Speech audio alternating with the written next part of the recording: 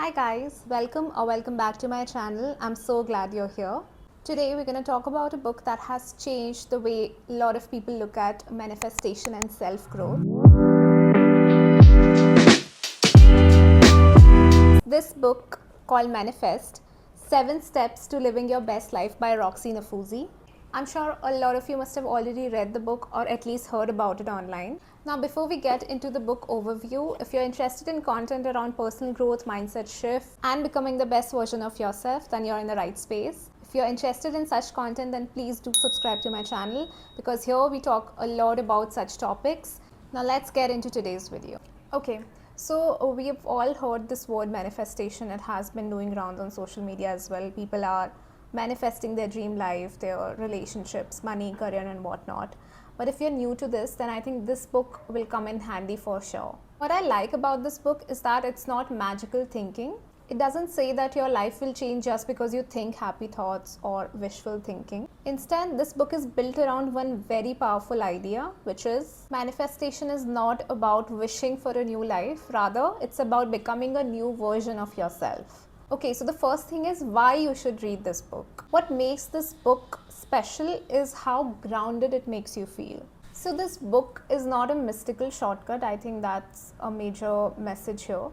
It's about self-development, how you can grow and just bring your dreams into reality. So this book is not really about goals. It's about your self-worth, your mindset, your self-image, and also your emotional habits. If you often doubt yourself or feel stuck in certain patterns, or if you feel undeserving of better things, then I think this book will definitely help you to work on the root cause rather than on just the surface. Now, why this book is good for beginners? Because A, it's easy to understand. B, the language that has been used is pretty simple and makes it an easy read.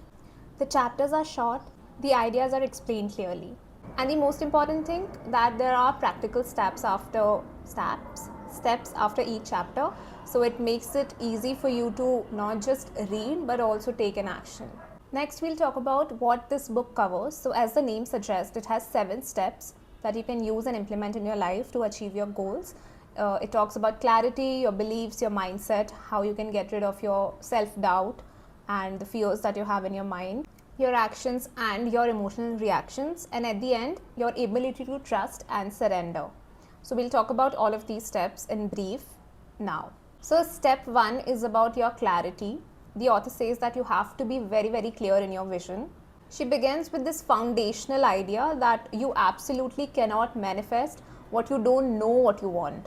So which means that, for example, you want to manifest a house, and if you just say I want a house, then it's very vague, you're not clear. So you have to be very clear in your vision as to what kind of a house do you want, what are the detailings, what is the interior design looking like, and does it have a porch, does it have a garden, and all of that. So you have to be very specific and get into as many details as you can. And also the most important part is you have to feel the feeling that you would have once you have received or achieved your goal. So you have to know exactly what you want and also visualize not just the scenario but also the emotions that you would like to feel. So she has suggested a few techniques like visualization, journaling, vision boards. So the key is not just the pictures or the visualization, it's about the emotional engagement that you have with your desire. So you have to be very clear and you have to be emotionally aligned with what you are asking from the universe. Step 2 is about removing your fears and self-doubt. The second chapter talks about the emotional fears or the doubts that you have, which kind of restrain you from achieving what you truly desire. Ask yourself, do I really believe I deserve this? What will happen, or what am I afraid of if this manifestation actually comes true? How she breaks it down in the chapter is that first you have to acknowledge your fears. So you write down all your fears or doubts that you have, irrational fears as well. Like, you do not need to question it that why am I feeling it or what. Just write what comes to your mind, whatever fear or doubts that you have regarding your manifestation. Next is observe your doubt as a separate voice. Roxie says that most of the times the self-talk, the negative self-talk that you do is not you. It's an old pattern that has been recurring. Once you see it clearly, then its power weakens.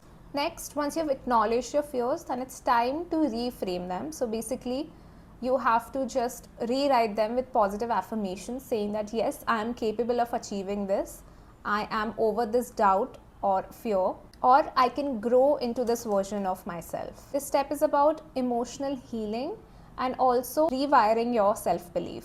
Step 3 is aligning your behavior, and this is very important. You need to act like the person that you want to become. Once you have the clarity on what you want and you have overcome the self-doubt and the irrational fear in your mind, the internal resistance, then now you need to align your behavior. She says in the book that thinking is only half of manifestation. Your actions must match your intentions. She emphasizes that your behavior must reflect the version of you who already has that you desire. So now let's understand this behavioral alignment with an example. Now you want to manifest your dream career, right? So what actions can you take today to align yourself with the version of the person in your future who already has it, right? So if you want a powerful career, then first you need to build more confidence in yourself. Second, you need to start networking with people in similar field as yours, so that you know who all are there, what they are doing, who are the people that you can meet, and you also need to build your relevant skills so that you are relevant in that industry. And also now you need to make decisions and think like the person who already has what you want. The book even suggests writing a list of 5 actions that you would take today if you want to become what you truly desire or what you want to manifest. Without behavioral alignment, your manifestation just remains as an imagination and it doesn't turn into a reality. Step number 4 is overcoming the tests from the universe.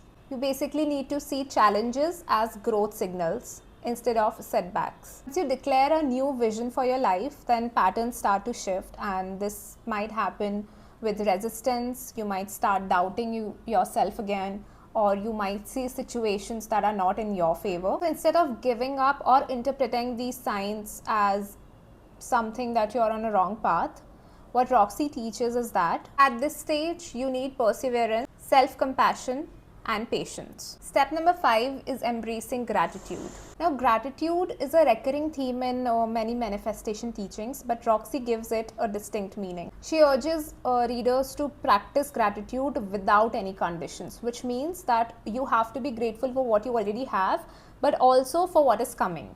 This shapes your internal state in 2 ways. First is emotional alignment.